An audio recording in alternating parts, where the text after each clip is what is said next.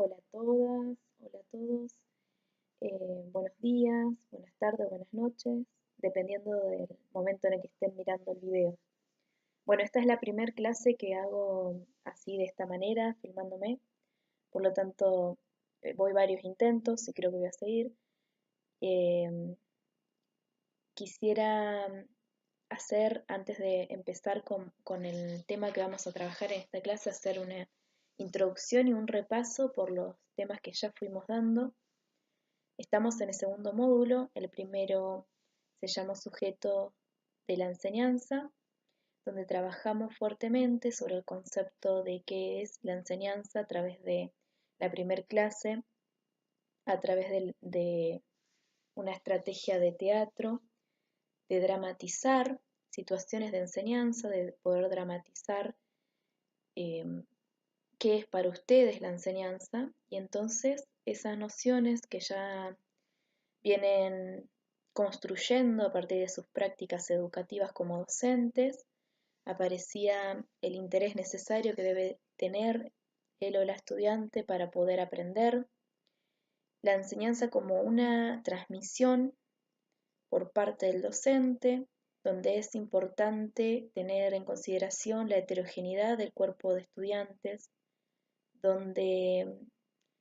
repetir las estrategias didácticas a veces no funcionan, porque al variar y al cambiar en los contextos no suele lograrse esa intención de enseñar a ese cuerpo de estudiantes. También aparecía la importancia del trabajo en equipo, de trabajo cooperativo,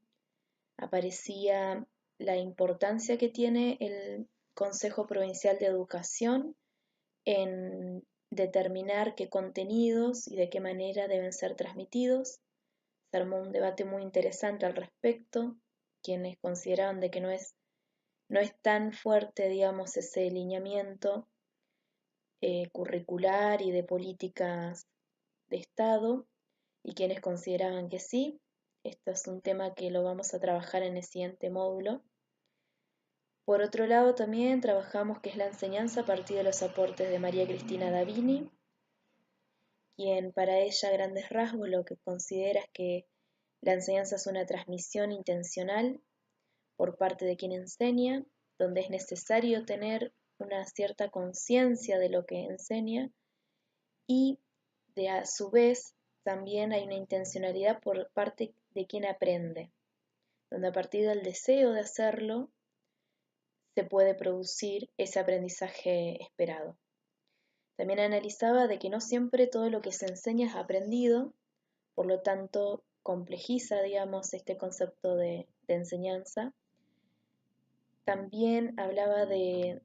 un tipo de enseñanza que tiene que tener una función social y política de democratización del conocimiento para toda la sociedad.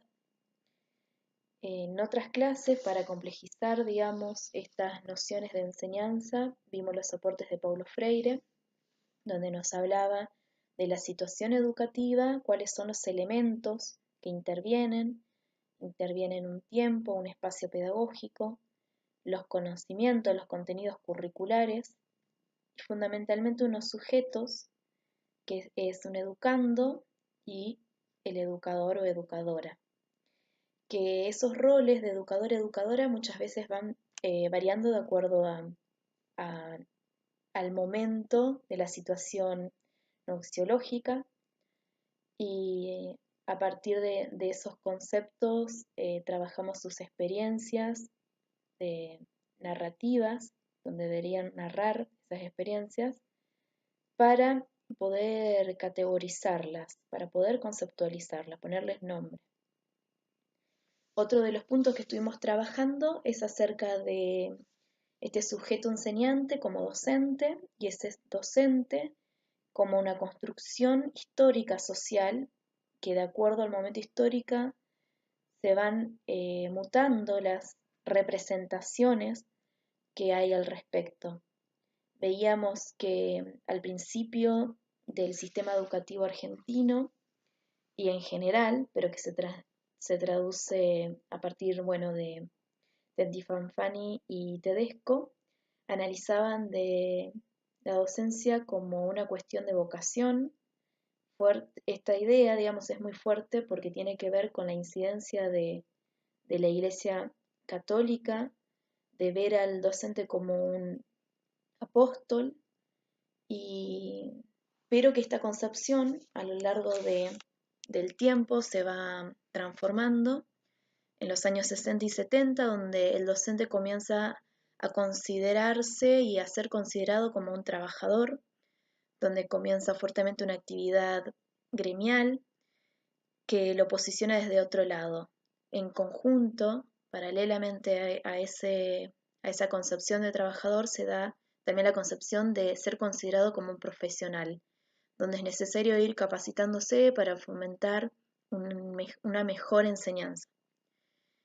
Estas posturas acerca de la docencia en la actualidad continúan, digamos, son tensiones que permanecen y que van a seguir permaneciendo en la historia de entender al docente, a la docente, desde diferentes perspectivas.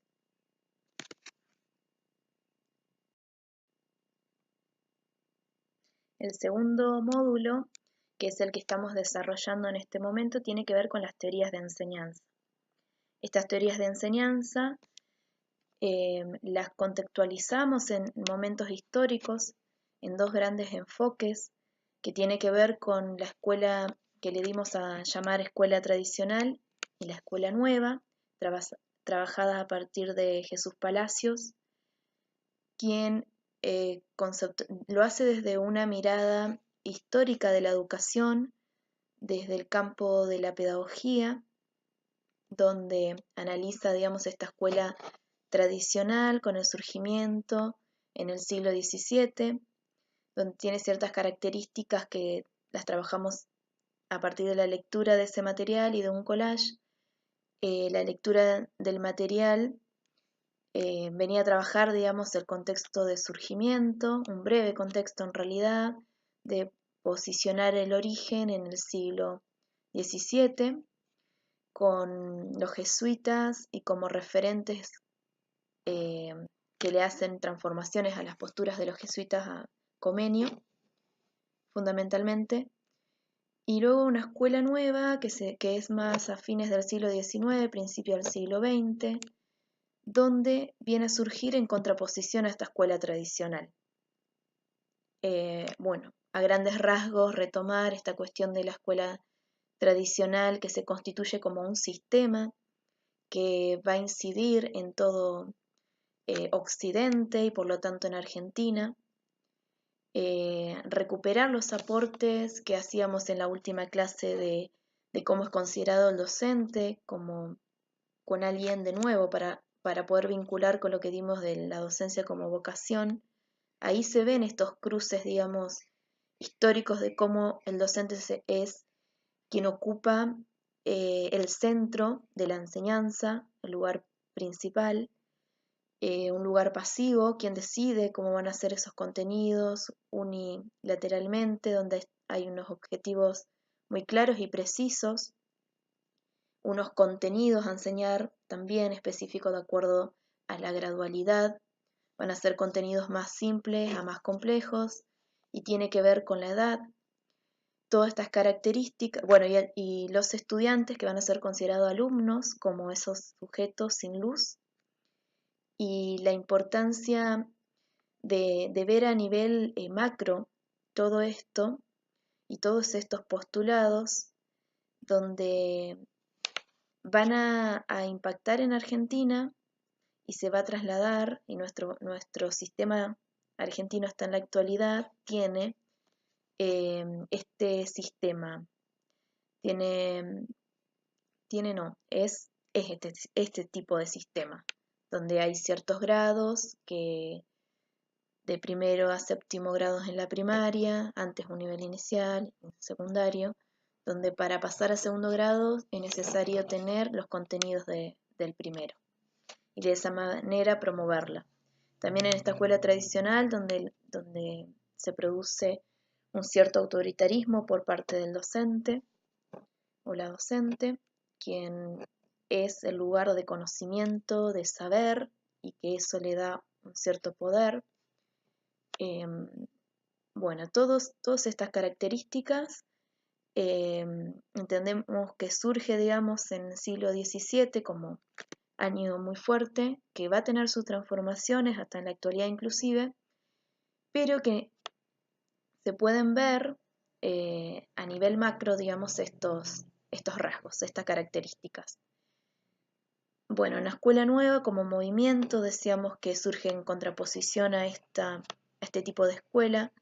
donde va a situar a la o el estudiante en un lugar más activo, por eso se llama escuela nueva, escuela activa, también hay otros autores y autoras, y donde este sujeto que aprende va a tener un rol, como decíamos, activo, donde se va a priorizar su interés para aprender, donde el docente va a tener la función más bien de guía, de acompañar esos procesos y no tanto del rol pasivo y de coartar, digamos, qué aprender. Ahí en este tipo de escuela se va a producir esto que hablábamos hoy, de que no siempre para una intencionalidad de enseñanza hay un aprendizaje específico. A veces aprenden cosas que no están previstas y reformuladas por nosotros, las y los docentes. Bueno, la escuela nueva es un cuerpo, digamos, de teoría, hay varias experiencias en el mundo hasta la actualidad, pero no se constituye como un sistema, como algo orgánico que se instala, digamos, hay un intento, pero a nivel macro no se producen, hay experiencias aisladas actualmente. Hablábamos de, bueno, quienes quieran ver la educación prohibida, allí hay varios ejemplos de ello. Por otro lado, y dentro de las teorías de enseñanza, en la última clase estuvimos trabajando con Gibbs y Palamidesi, quienes nos incorporan, digamos, estos conceptos de entender a la enseñanza como filosofía. Filosofía en el sentido de, o cosmovisión, de cómo vemos, cómo interpretamos determinadas realidades. Y entonces teníamos dos grandes filosofías, que la primera tenía que ver entender a la enseñanza como una actividad técnica, donde hay un contenido específico a enseñar, donde hay unos objetivos y una intencionalidad determinada que viene a tratar de implementarse y que tiene que lograr determinados objetivos y ser fuertemente eficiente. Y también, digamos, se puede hacer estos cruces con la escuela tradicional en cuanto a estas características, que es lo que hablábamos recién. Luego hay una enseñanza de un tipo artística política, donde entiende de que la enseñanza es más compleja, donde hay que reformular muchas veces esas estrategias de enseñanza porque no funcionan o no están funcionando, donde hay una gran incidencia del contexto, se tiene en cuenta fuertemente el contexto, a diferencia de esta escuela, de esta enseñanza, perdón, técnica, donde el docente es considerado un técnico que simplemente aplica lo que ya le viene dado por expertos. Bueno, acá recordaba, digamos, en el repaso que hacíamos al inicio de la actuación, de cómo los lineamientos curriculares del Consejo Provincial de Educación vienen a bajar y en la actuación todos los docentes hacían una línea, no sé si la recuerdan, y había un docente que cambiaba esa línea. Entonces, aquí está representada esta postura, digamos, estas dos filosofías, se podría decir. Una, la primera, entender a la enseñanza como una técnica, como una actividad, y que serían estos docentes que van y son simples marionetas y hacen la línea recta. Y otra, entender a la enseñanza como un arte y política, donde esa línea ya trata de dibujarse y tratar de hacer algo diferente, tratar de innovar, tener en cuenta el contexto, las necesidades educativas. Y bueno, aquí no estoy diciendo que está bien o que está mal, pero sí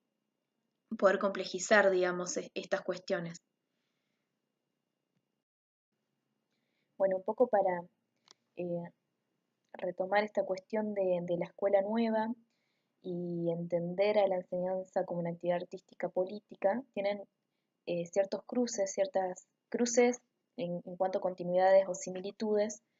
de, por ejemplo, de la enseñanza artística y política,